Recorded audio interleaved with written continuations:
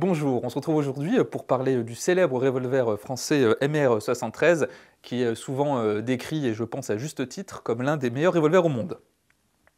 Mais avant de parler davantage de ce revolver et de faire un peu de tir avec lui, je tiens à remercier le cercle de tir de Vissou qui me prête leurs locaux ainsi que ce MR73, donc n'hésitez pas à jeter un petit coup d'œil à leur chaîne YouTube. Un grand merci également à mes tipeurs qui permettent de faire tous ces déplacements, donc n'hésitez pas à les rejoindre si vous le pouvez, bien sûr. Mais revenons à cette arme, et pour mieux comprendre son développement, on va remonter un peu dans le temps, et plus précisément dans les années 70. En septembre 1972 ont lieu les attentats des JO de Munich. Et ces attentats vont avoir une importante répercussion sur l'équipement, et plus particulièrement sur l'armement dont doivent disposer les forces de l'ordre afin de répondre à des attaques terroristes. Et au cours de ces Jeux Olympiques, 8 terroristes de l'organisation palestinienne Septembre Noir vont prendre des otages, notamment des membres de l'équipe olympique israélienne. Et le bilan de ce qu'on appelle également le massacre de Munich est l'assassinat de 11 membres de l'équipe d'Israël et la mort d'un policier ouest-allemand. Et cet événement va montrer le besoin d'avoir des groupes d'intervention spécialisés pour ce genre d'attaque, et ces groupes comme le GIGN doivent avoir un équipement lui aussi spécialisé. Et pour les armes de poing, il faut avoir une arme qui soit fiable et puissante. La réponse à ce besoin va être un revolver conçu par l'entreprise alsacienne Manhurin. Et cette arme va s'appuyer sur le mécanisme du Smith & Wesson modèle 19. Ce mécanisme va être retravaillé pour être renforcé. En effet, le MR73 avait été conçu pour résister à une utilisation quotidienne jusqu'à 150 cartouches de 357 Magnum dans le cadre de l'entraînement des membres du GIGN. Et le revolver va également offrir une excellente précision. Et pour l'entraînement, Manhurin avait également conçu un barillet spécial pouvant contenir du 9 mm afin de réduire le coût par rapport à du 357 Magnum ou du 38 spécial. Manhurin va proposer diverses variantes de son MR73 aux forces de l'ordre, notamment des variantes avec des canons de différentes longueurs. Et parmi ces versions, on trouve une variante assez célèbre avec une lunette et un bipied. Et des versions également à destination des tireurs sportifs ont également été conçues, avec notamment un revolver pour le tir sur silhouette, un en 22 long rifle, ainsi que des versions match. Et maintenant qu'on a vu un peu l'histoire de ce MR73, on va le regarder de plus près et faire un peu de tir. Alors je ne sais pas si on voit bien à la caméra la qualité du bronzage et de la finition du MR73 qui est assez exceptionnelle, mais qui a l'inconvénient de rapidement prendre les traces de doigts. Et quand on le manipule, on peut voir la qualité d'assemblage des pièces, car il y a vraiment très très peu de jeu, que ce soit le barillet qui se déplace quasiment pas une fois qu'il est verrouillé.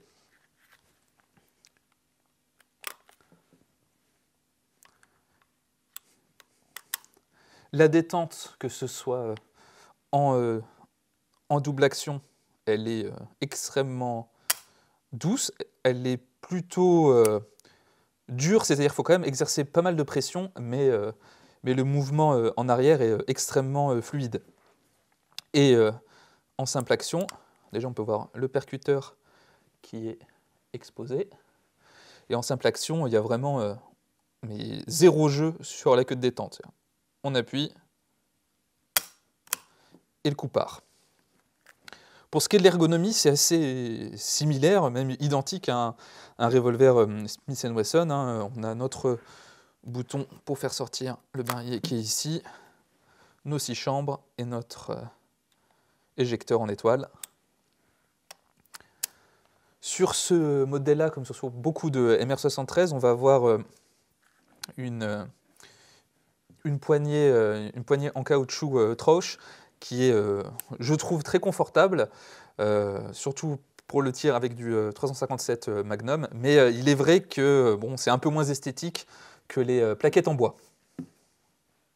Et ben, c'est parti pour essayer ce MR73. Donc on va commencer pour ce premier tir avec du 38, et après j'ai également du 357 pour qu'on puisse un peu voir la différence. Donc on va mettre nos 6 cartouches.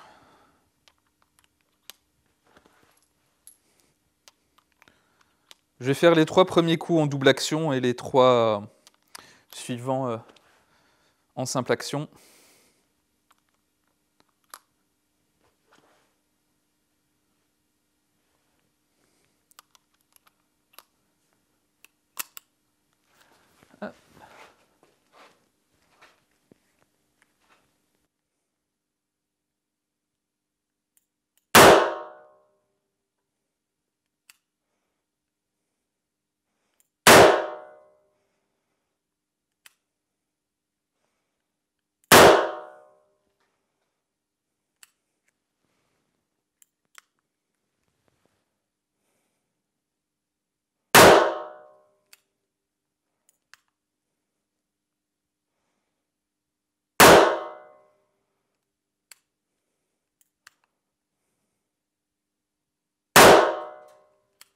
Ah non, la qualité de la détente est vraiment top, et si on fait de mauvais résultats, on n'a pas l'excuse de la détente était pas terrible ou l'arme n'était pas fameuse.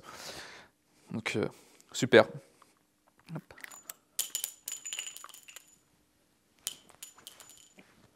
Alors maintenant on va passer au 357. Alors à titre de comparaison, pour ceux qui n'auraient pas vu,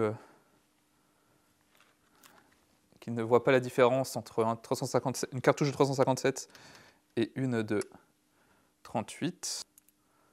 Donc voilà, ici on a notre 38 et là notre 357. On peut voir que le 357 est plus long, que ce soit la longueur globale de la cartouche, mais même l'étui du 357 va faire quelques millimètres de plus.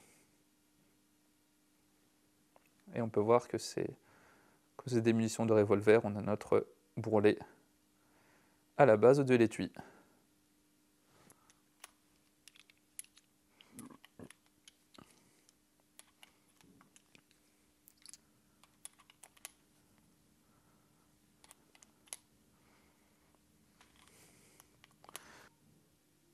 C'est parti pour le 357. Vu le poids du revolver et l'aspect caoutchouté de la poignée, je ne suis pas très inquiet pour ce qui est du recul.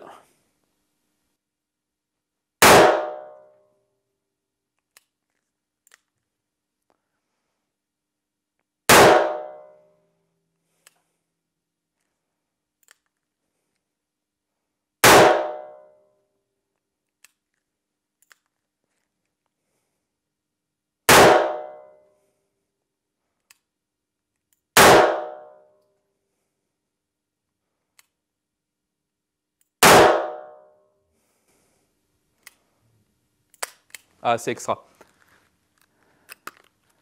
C'est vraiment chouette. Alors sur ce modèle-là, nos organes de visée sont très simples. On a un guidon à l'avant qui est assez épais, et à l'arrière, on a un créneau standard.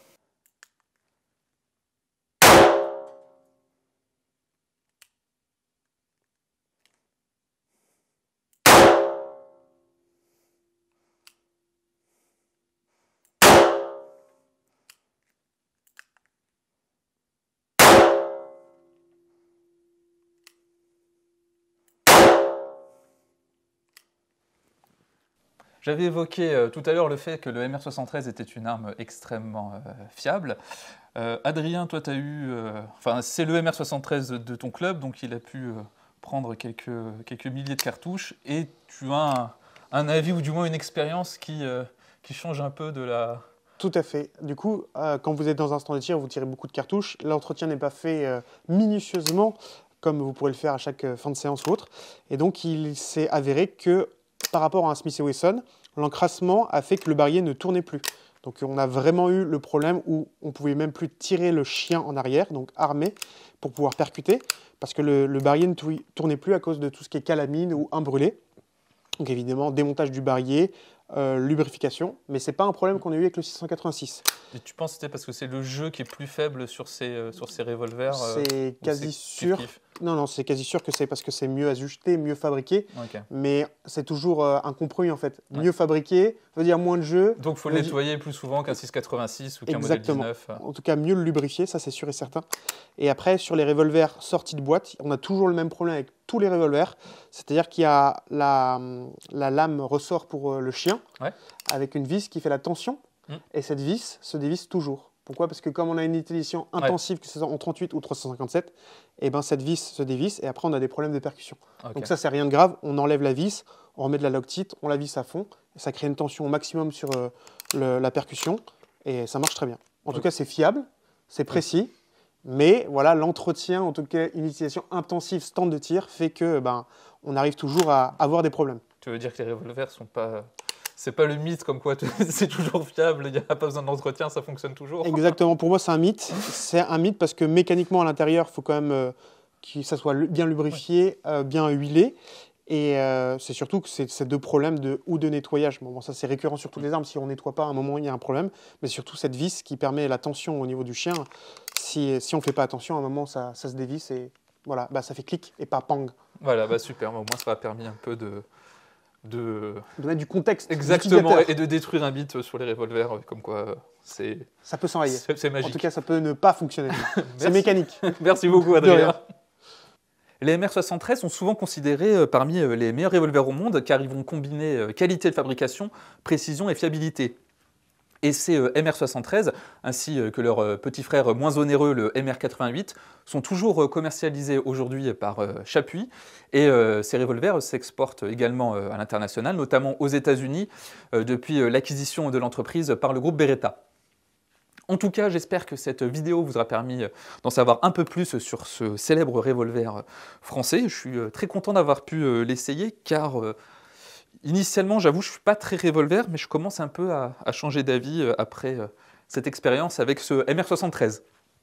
En tout cas, je vous invite, comme d'habitude, à vous abonner à la chaîne si ce n'est pas déjà fait, et à soutenir mon travail grâce au Tipeee en description. Sur ce, on se dit à bientôt pour une prochaine vidéo.